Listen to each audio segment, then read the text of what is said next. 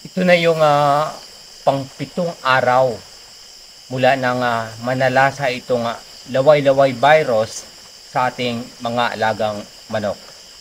Ito na naman mga ka-dreamers, magsusunog na naman tayo ng ating manok na tinamaan ng laway-laway virus.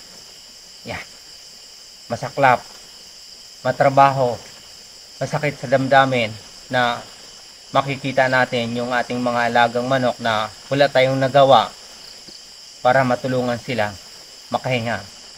Ganong kalupit yung laway-laway virus na talagang kumitil ng ilang buhay ng manok natin.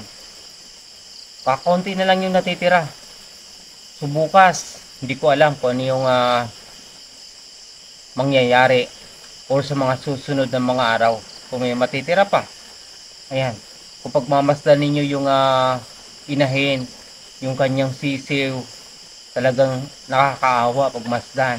Pero yung inahin ay nagpumilit po na kupkupin yung kanyang mga sisiw. Ngunit yung kanyang ulo ay bigat na mga ka-trimmers. Kaya ngayon, ang gagawin natin dito, susunugin naman natin para hindi na kumalat yung virus. Kaya sana tulungan nyo kami. Tulungan nyo ako i-share yung video ng maikalat natin. Sakaling merong makatulong sa atin na mayroon talagang lunas, sapat na lunas para dito yung medisina para supuin yung laway-laway virus sa ating mga alagang manok. Pang long run solution na hindi na maulit yung ganitong pangyayari sa ating mga alagang manok. Hindi tayo susuko, mag-alaga tayo sa susunod. Yun talaga yung buhay dito sa ating munting sakahan. Minsan, nalulugmok tayo dahil sa pagsubok. Pero kailangan natin bumangon at umahon. Magtiwala po tayo sa Diyos. Ang kasunod nito ay ginhawa at kagandahan naman ng loob ng Diyos para sa atin yung dumaloy. Ika nga para sa ating magandang kinabukasan. Ito, nagliliyab na. Kaya dandahan na natin ilagay yung manok. Medyo nangangamoy na. Ayan. Extra yung aking miming. Yung tingnan nyo mga ka-trimmers, yung ating manok, ang lalaki talaga. Lalong-lalo na ito, yung kabir. Sobrang laki. Ito naman yung mga inahin. Yan, yung inahin dito ay 3. Tapos ito yung susunod na sana sa kanilang paglaki.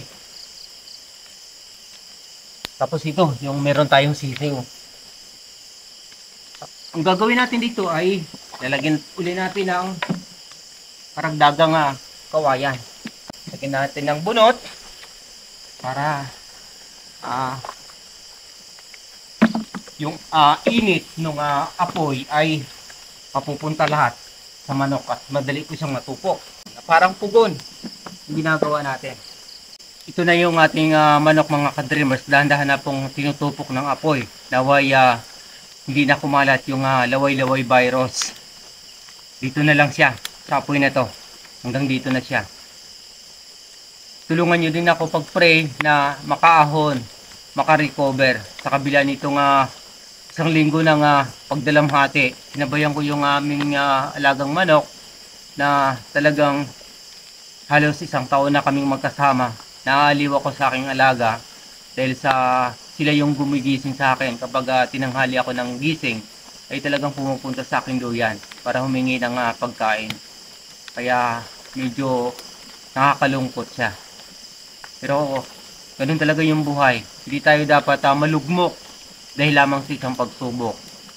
Tulungan niyo ako, pag-pray na makarecover ako. Tulungan niyo ako lalo na may share yung ating video. Tapos mag-comment na rin kayo dyan sa comment section sakaling may makatulong sa atin na makapag-advise kung ano yung dapat gawin kapag tumama uli yung ganitong klaseng sakit sa ating mga alagang manok. God bless po sa ating lahat.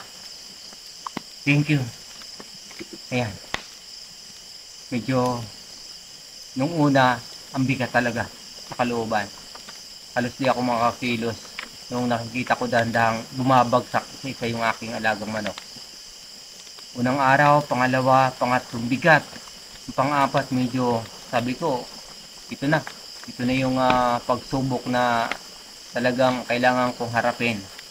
Pagsubok na ah, dapat balansehin natin yung ating pamumuhay. Yan.